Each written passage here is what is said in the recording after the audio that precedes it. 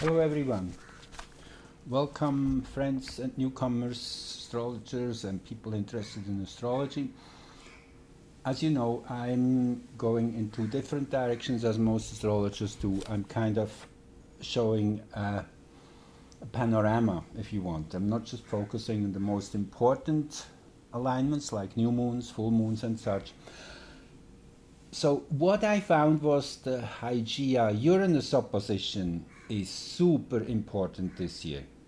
Now, what are the characters first? Meaning Hygeia is about health, well-being and serendipity, about aligning with nature and being in tune and harmony with it. Uranus is the planet of the year. I guess that's not exaggerated. Uranus, the planet of Aquarius, which is all about that new beginning, that reset, which definitely has been hijacked as a word as such and brought into a whole different and wrong direction. So yes, we will have a reset of sort, what will be more a rebirth, a reawakening to nature's principles and being aligned with them and getting rid of all that is not in that frequency band. And that is happening as we speak. Just the other day, and I just want to say a few things first. This is a super important time we are living in. This is a great, powerful summer. We are just coming to its conclusion with the month of Virgo.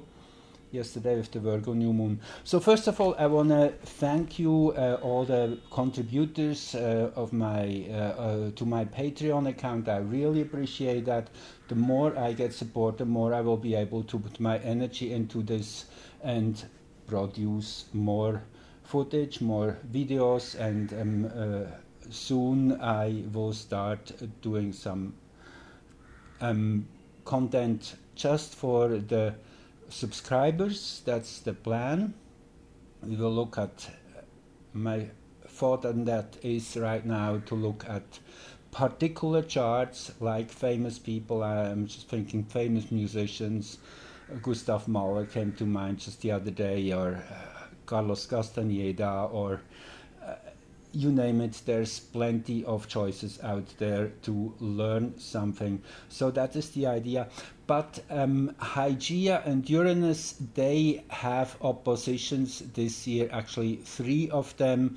The first one was in February, then the second one was in April. We will get back to this chart. Let's just quickly scroll through them here. And then we had the heliocentric opposition in May.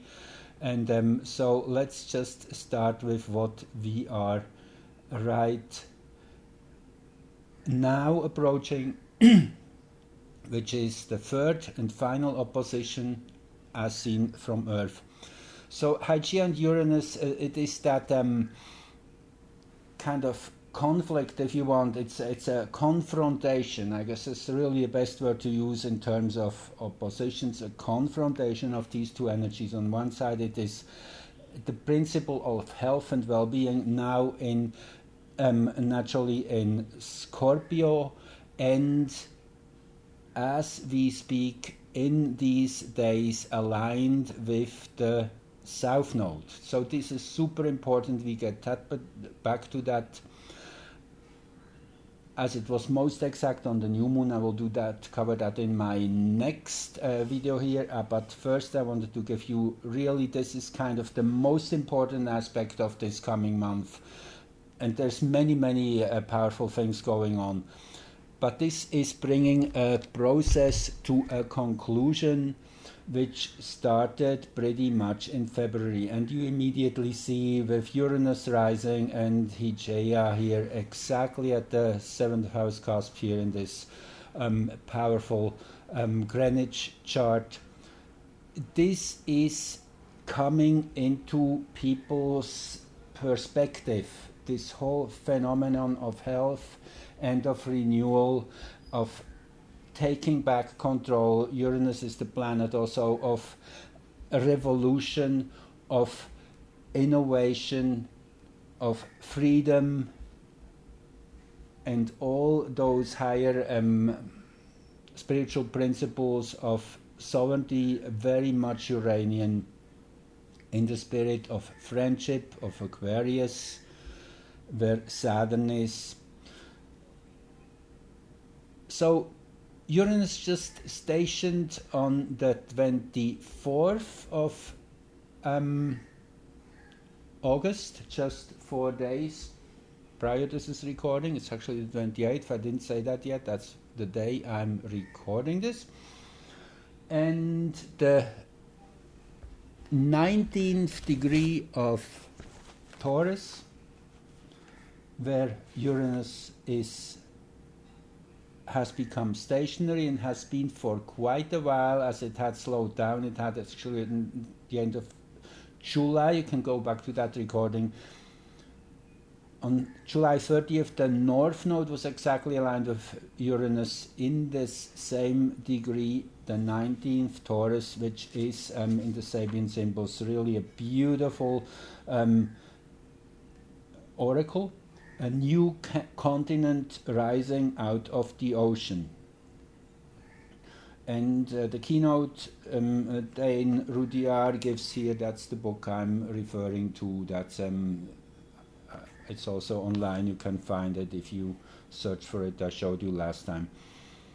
So a new continent rising out of the ocean, the search of new potentiality after the crisis. How much more true could that be? After the crisis, the search of new potentiality.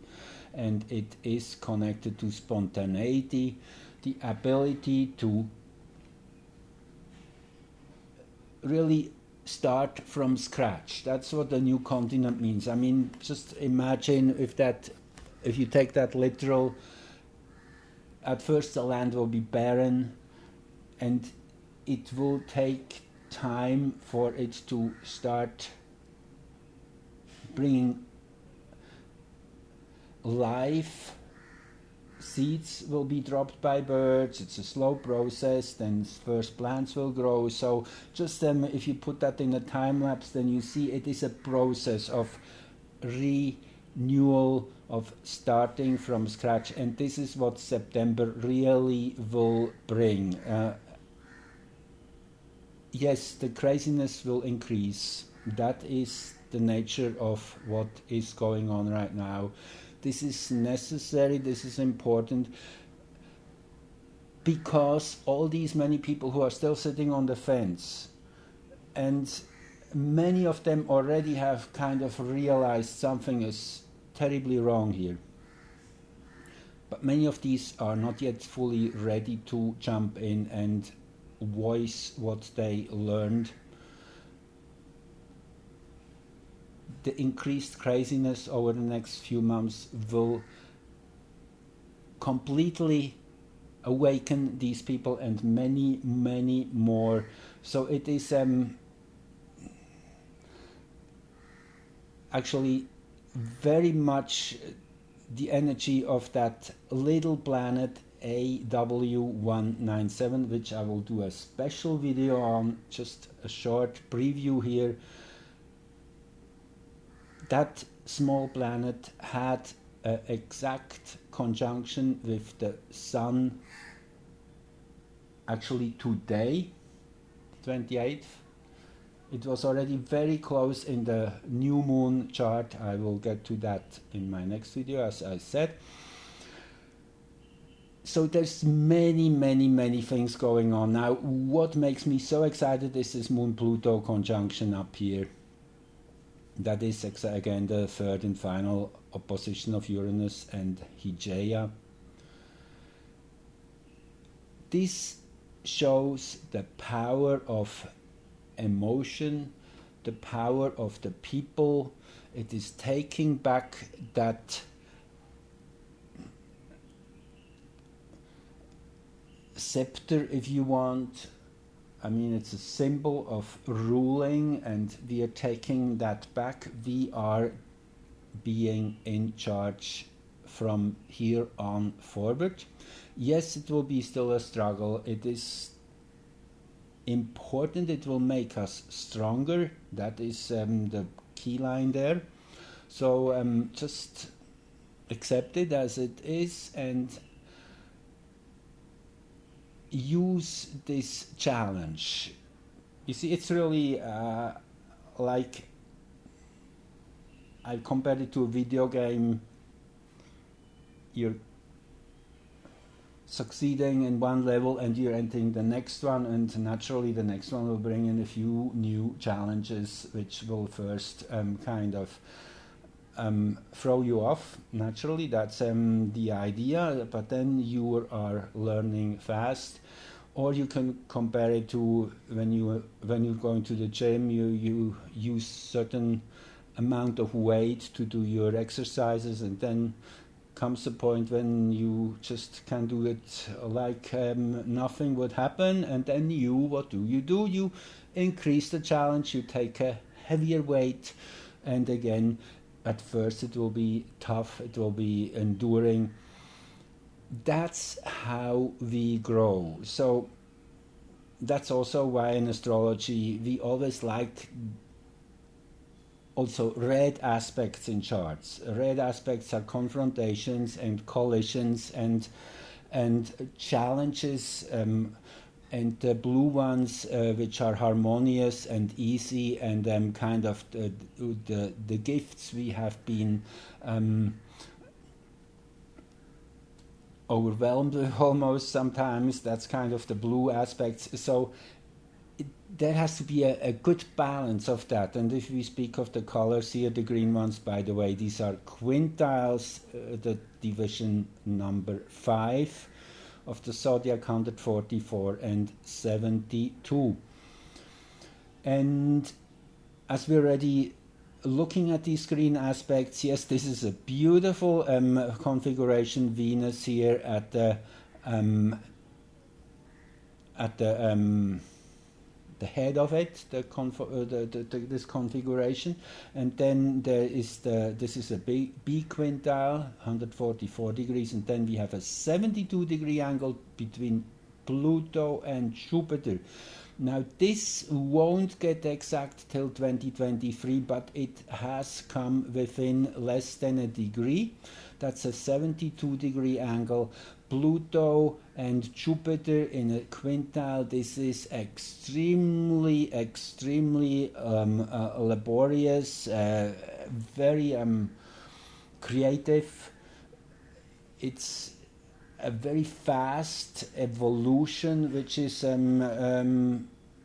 shown here, and in the apex point of this is Venus. So it is really more and more getting clear to everyone we are on track. I guess there's no question at this anymore. If you have really followed all the alternative news, naturally that's the only place where you get these informations. For example, in Saskatchewan, the Minister of Agriculture has stood up to our Crime Minister, that's how I like to call him, Mr. Justin, who wants to send the nitrogen police to the farmers and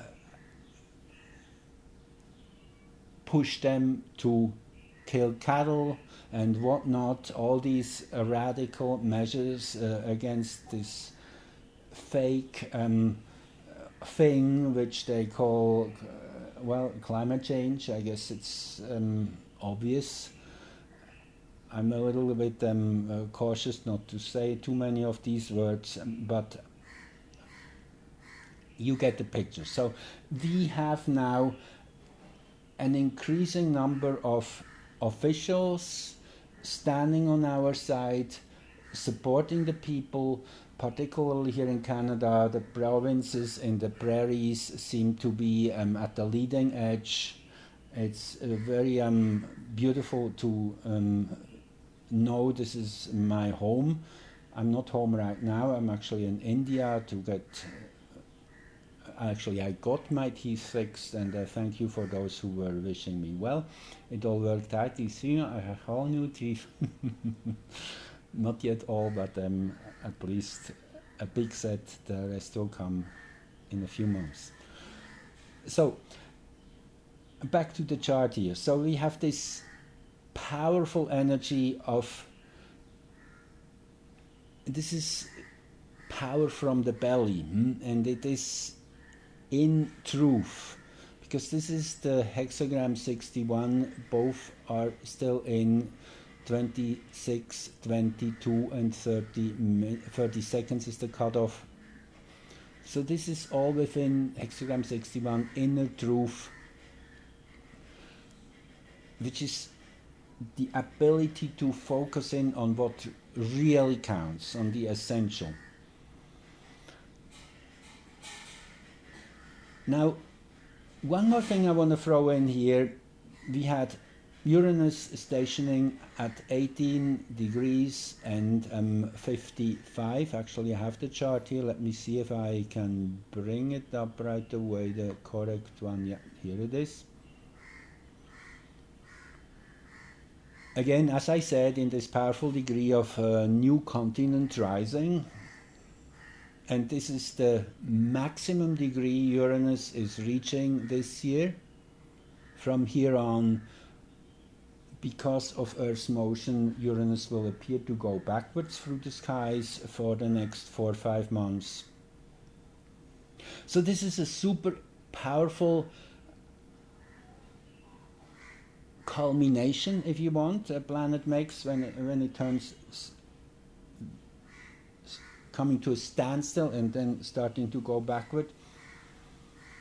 Kind of planting a seed for this whole process of internalization. Now, Saturn, on the other hand, and I mentioned that before, there was this exact square between Saturn and Uranus in 2021. It was 3 times exact. This year, they won't make an exact square anymore. Saturn will retreat from October 23rd on, but by then Uranus will also have gone back further. Interesting though is that 1855, that was Uranus station, 1848 will be Saturn's station when it comes to that place, to that bottom in that way said now, where it has retreated to, and then from where it starts climbing again. So Uranus at its maximum progress this year, and Saturn at its bottom line of where it will kick off again, getting into a new round. So this will be also in the 19th degree at 1848, and I looked that degree up, and I just want to share it with you too, because it totally resonates again with the theme of this year. So the 19th degree of Aquarius is a forest fire is being subdued by the use of water, chemicals, and sheer muscular energy.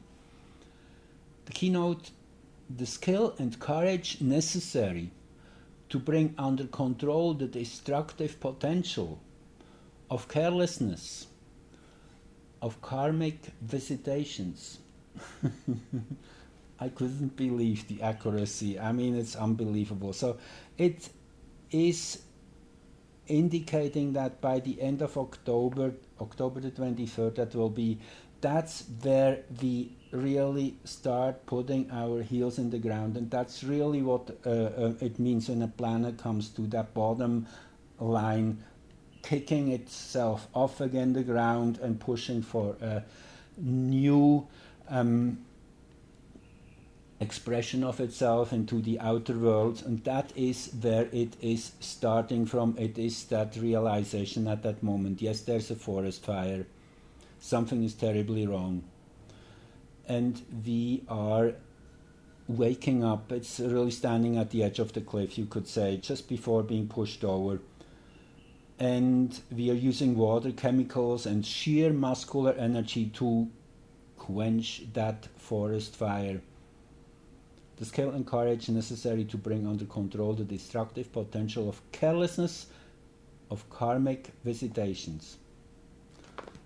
Okay, here you have it. That's why I said for the next 2 months it will be a steady build-up. It will get crazier. Be ready for that. It is part of the transformation. But we have to look beyond that. We have to acknowledge it and handle it with care, because it is, as we know, a wounded animal which is lashing out left and right and center, and has pretty much lost its consciousness already. It's the last kind of what you call that, motions of the body without even knowing what it does. That's how it feels. Totally gone into panic mode. So this will set the stage for those who are still needed to join our side and join the cause. And it has not to be a majority, by the way. I made that clear in my last video. It is the essential people which matter.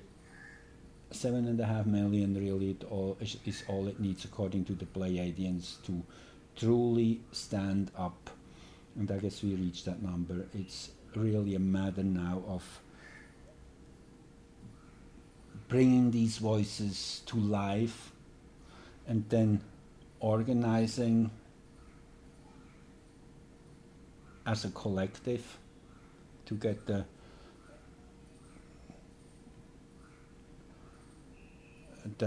what you would call that, the power to push, to be coherent. Coherence, very important word here. So anyway, when Uranus turned direct, by the way, the moon was at 022 Leo. 0 Leo moon. Powerful degree, the 0 degree Leo. That is where Pholus has its nodes in the 0 degree Aquarius and Leo axis. That's where we had the Jupiter-Saturn conjunction in December 2020. You remember that really big celestial event which was opening a whole new chapter. So this Leo moon says, yes, we are in for the revolution and we are enjoying it. It is that moment you're standing at the edge of the jumping board and you have been meditating there and looking down at the water, or that whatever 30 feet drop or so, or maybe even more. And there comes the moment when you jump, when you just do it. And that's what this degree indicates. It is that power of Pholus, of finally going for it. So lots of powerful alignments, as I say. Now let me just stay on the Uranus Hygeia train here for a while longer. Let's go back to it. Yeah, here it is.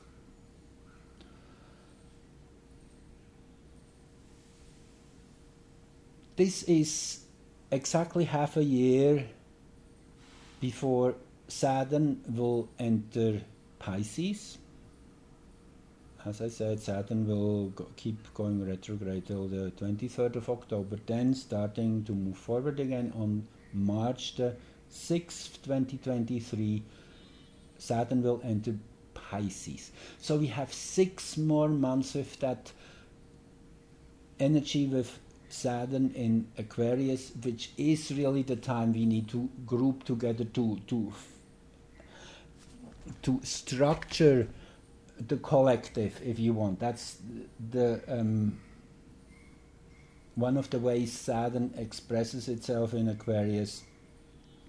It is the organization of the people, of building a strong fort. And then when we enter Pisces, then it will get very wavy. This is the time then between 2023 March to the pretty much to the end of 2024, when we will have to be very compassionate, very understanding. Many people will go through terrible experiences. All the fallout will come to the forefront of what has been perpetrated. This will be a very emotional time, but we have now 6 more months to prepare. That is basically what I'm telling you. These 6 more months will be super intense. Really, the high point will be between November and January. That is with the center on December, where the big battles will be won, and it will not be nice. Just be ready. We will win. There's one very clear sign. Every chart shows it. Everything goes in the same direction, and so does this Hygiea-Uranus opposition, this third one. So let's dissect it a little more. The Sun and Earth here in this opposition of Orcus, which is a plutonic force, actually more feminine in that sense, of deep transformation, transmutation. And on the other side is Juno, which is partnership, teamwork, and supporting one another. And then here we have Astrea and Nessus and Earth. So this is a complex configuration. Astrea is the one which solves problems, which cleans up. It's again a female goddess energy which comes in here, so is Juno.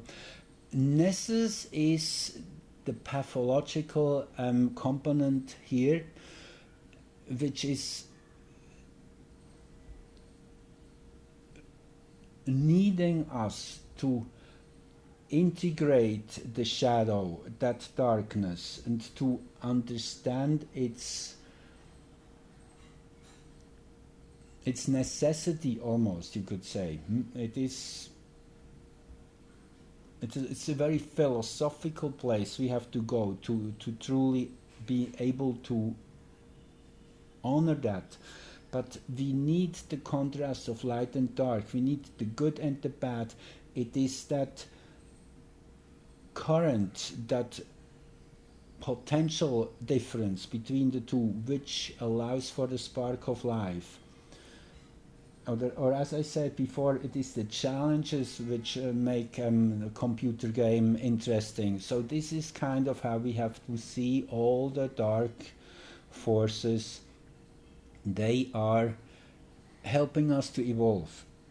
So the more we can really take that emotional charge out of this whole theme of what is thrown at us, and just look at it in a different way. Look at it as a challenge. Look at it as a welcomed challenge, because it is the fuel for growth. Like in the Chinese trigram or trigram of fire, you have the 2 strong lines on the on the lower and the upper, and in the middle you have the broken line, which is darkness.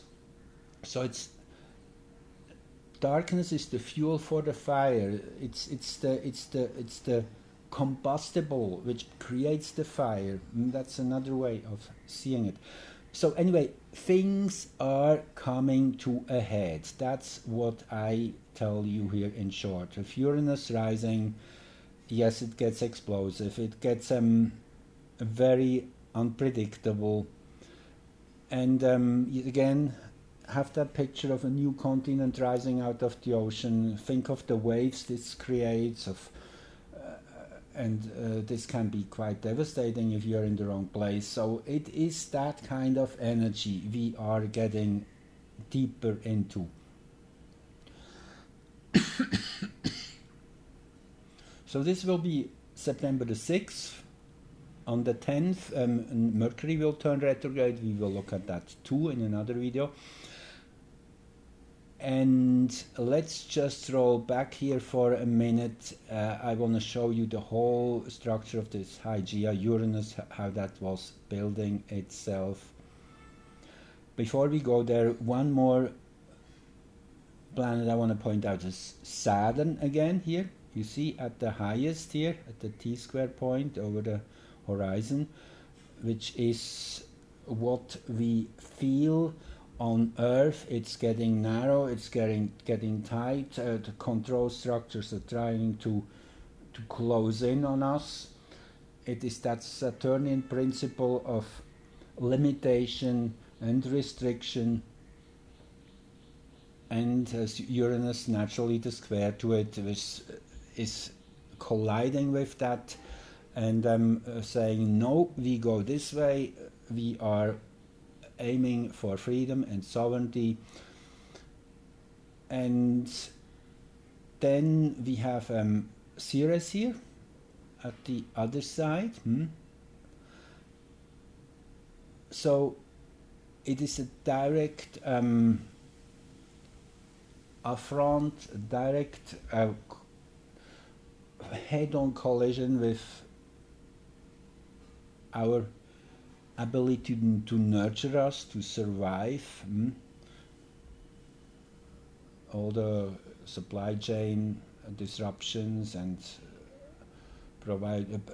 preventing farmers from providing us with food and all that stuff. That is all in that Saturn Ceres opposition.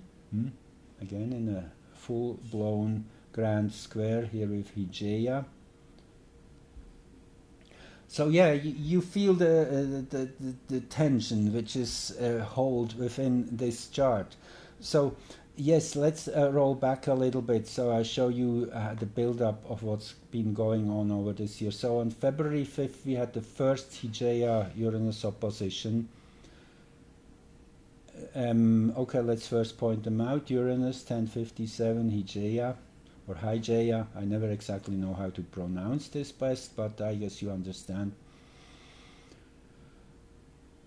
So the first time in February we had a Sun-Saturn conjunction and a Moon-Chiron conjunction, when these two planets happened to exactly stand opposite ends of each other as seen from Earth. So this indicated right away this would be a very, very critical time that was coming, of limitations and suffering. And that's kind of in a nutshell what this shows. Particularly the Moon and Chiron here in Aries is that individual pain everybody has been feeling in his or her own way. The beautiful thing about Aries and Chiron in there is that it shows us a mirror. It tells us, okay, if I change myself, the mirror image changes. So it's starting with oneself. That's what this strong message was reaffirming. I mean, Chiron is in the sign of Aries since 2018 till 2025. So this whole 7-year period, which is emphasizing working on oneself. That's what it basically means. It is knowing that if yes, as I said, it is really, it starts with me. That's how it goes. So there was the equatorial point, that is the this is the 0 meridian we're looking at, where we draw all these global charts. 0, 0 west, or you could call it also 0, 0, 0 east. It's that dividing line between western and eastern hemisphere, and the ascendant on the equator, that is what the equatorial point is. So the Uranus was exactly at the ascendant over the equator. I mean, you can't make this any more explicit and in your face. This showed a major theme this year would have in store.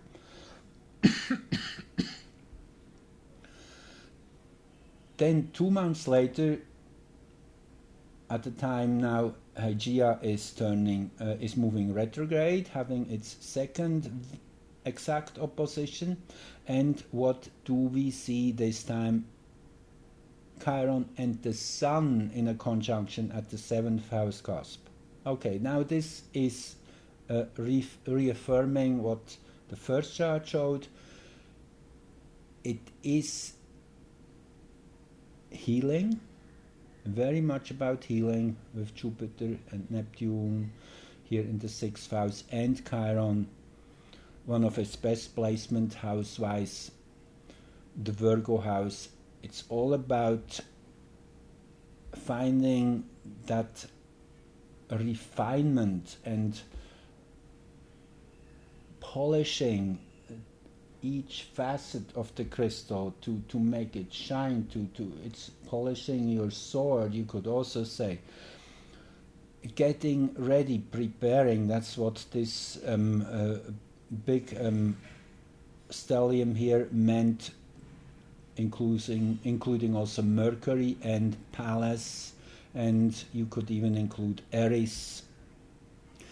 So this is all about reclaiming our power of expressing ourselves and coming up with new ideas, challenging what's wrong. And Mars-Saturn conjunction here with Juno and also Venus, so this big stellium here in Aquarius, right at the cusp of the 5th house here in Mars-Saturn. Yes, this was definitely a call to action, a call to be loud and uncompromising. Yes, with a Libra rising, very diplomatic, very much coming from a neutral point of view, sticking with the facts, sticking with truth, with what matters, but still very determined. So this was the second of the 3 oppositions, and the moon, by the way, here in late Taurus, between the North Node and Sedna, very close to Algol, 2626, which is a very difficult star. Very similar in many ways to Sedna. There was this kind of amplification through the last years Sedna received from Algol. That's why we had to go all through all that hardship, that social distancing and separation, and you call it all that restrictions which were put on the global society. So this has definitely been emphasized one more time in these last few months. I guess it's all is just resonating with what we have experienced so far. Again, it shows that any important planetary configuration you can look up at always is a fractal of what is going on. They all will tell you basically the same stories in a particular time, in a particular frame of reference. Now, then on May the 27th, heliocentrically Hygiea and Uranus had their opposition, and as you know, in heliocentric geometry all planets always move forward, so there's only one exact opposition, one exact conjunction, and so on. So this makes the heliocentric super powerful in that sense. It stands at the center. It is the pure energy configuration behind manifestation, if you will.